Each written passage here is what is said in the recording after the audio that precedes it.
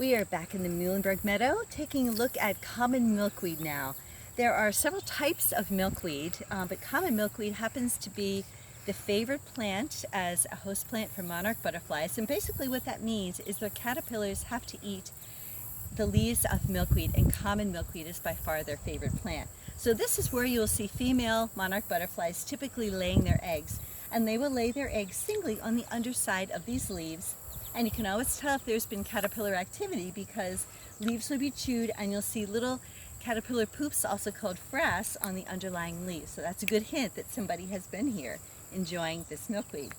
Now, the milkweed plant itself, it's called milkweed because it does have a milky sap, which I'll show you in a moment. But I also wanted to mention the fact that the milky sap actually contains toxins. And those toxins are something that can make birds sick if they ingest, an insect that's been feeding on it. So this is where the warning coloration of nature comes in.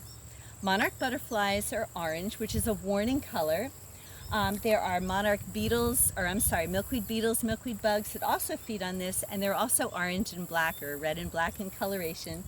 And interestingly, the viceroy butterfly mimics the monarch butterfly and has the same coloration, but they don't go anywhere near the milkweed. So they're smart enough to basically adapt the coloration of the monarch as kind of a decoy.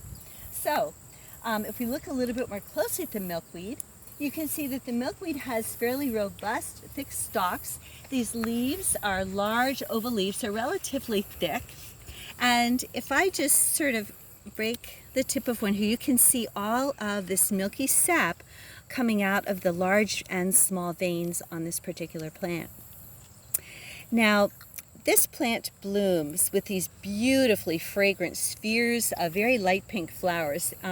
Each flower is kind of a little star-shaped. They're just beautiful, and they have a very nice fragrance to them, but they tend to bloom earlier in the summer, usually June into July, and then the flowers are finished. But what follows are these seed pods. So this is one of the seed pods. They're kind of warty, they're soft, they're kind of squishy. They're green to start, but then as they ripen, they turn brown. And I took this one off of a nearby plant that had seeds that were further along. And you can see that inside that seed pod, which is not completely mature, but there are a whole bunch of individual little milkweed seeds here. Here's a seed.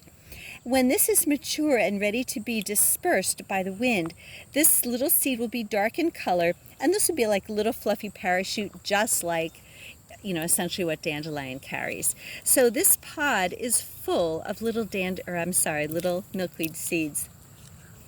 So this is what we tend to see in the wintertime. The leaves will typically be down, the pods will be remaining, they'll be larger, they'll be open, and the seeds will be dispersing.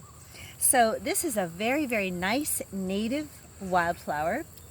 It is something that is common through this area. It can be a little bit difficult to start if you want to, but once it gets started, usually from a root segment, in your yard, if you want to, try and nourish the monarch caterpillars, it tends to stay.